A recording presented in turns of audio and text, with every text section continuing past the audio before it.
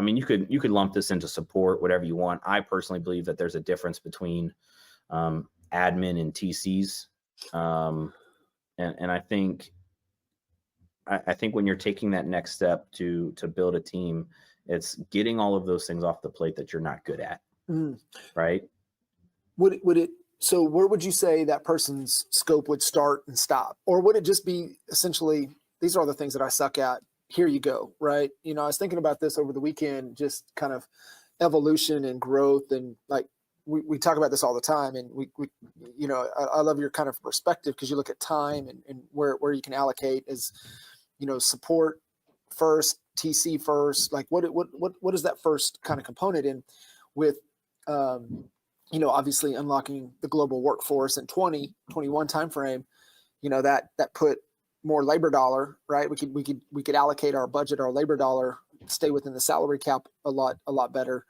But now, even with the emergence and especially, tools like Hoozy, and being able to utilize Hoozy to really maybe be that first catch-all. I was thinking, who did this the best? Kinder.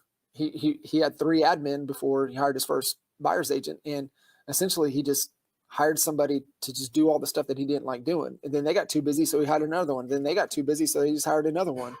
And to your point, those 2 things right there got him to, the first year that he hired his first buyer's agent, when Reedy came on, without going line item by line item, he probably did about 160 deals all by himself that year. They did 221, but they didn't come on board till the second half of the year. And again, he got too busy. He's tired. He had too many leads. He had too many buyers. So he had to start handing them off, is why he brought the buyer's agent in. And so just those 2 things, right? The first 2 components, you can get to 100 units.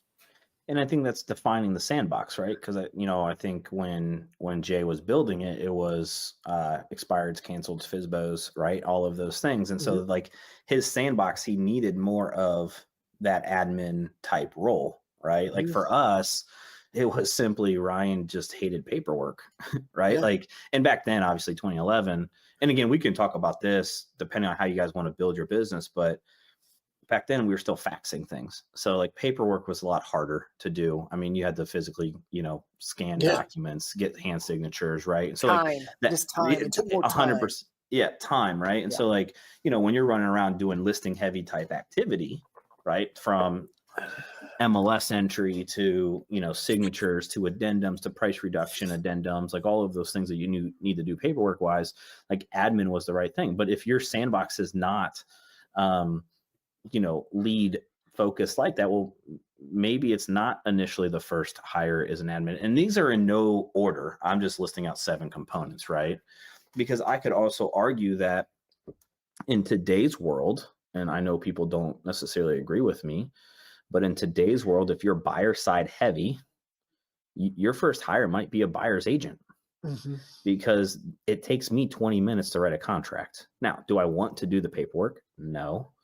Right. But when you're talking about time allocation of showing 4 homes at night versus writing an addendum that takes me 5 minutes and it's all electronic, when we're talking about how what's the best use of our time, that first hire might be initially buyer, showing agent, buyer agent to offload that stuff. So then you can focus on the paperwork stuff. And then your second hire is that admin, TC, whatever you want it to be.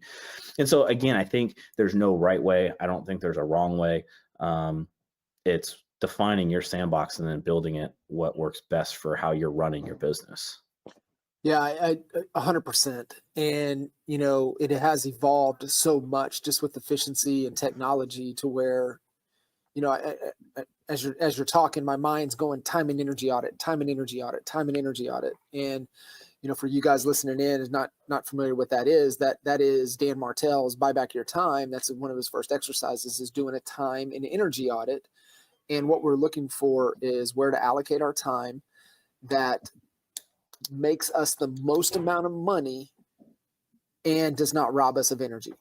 That's the kind of the quadrant, the 4 quadrants. We're trying to get up into that quadrant. And that quadrant is where we're making the most amount of money and we've got our energy. I mean, Dan Sullivan talks about unique ability. and unique ability and excellent activity, they look the same, except for one gives you energy, one doesn't. And so you've got to, be working yourself into that box to where you can spend more time doing the things that give you energy and that make you the most amount of money.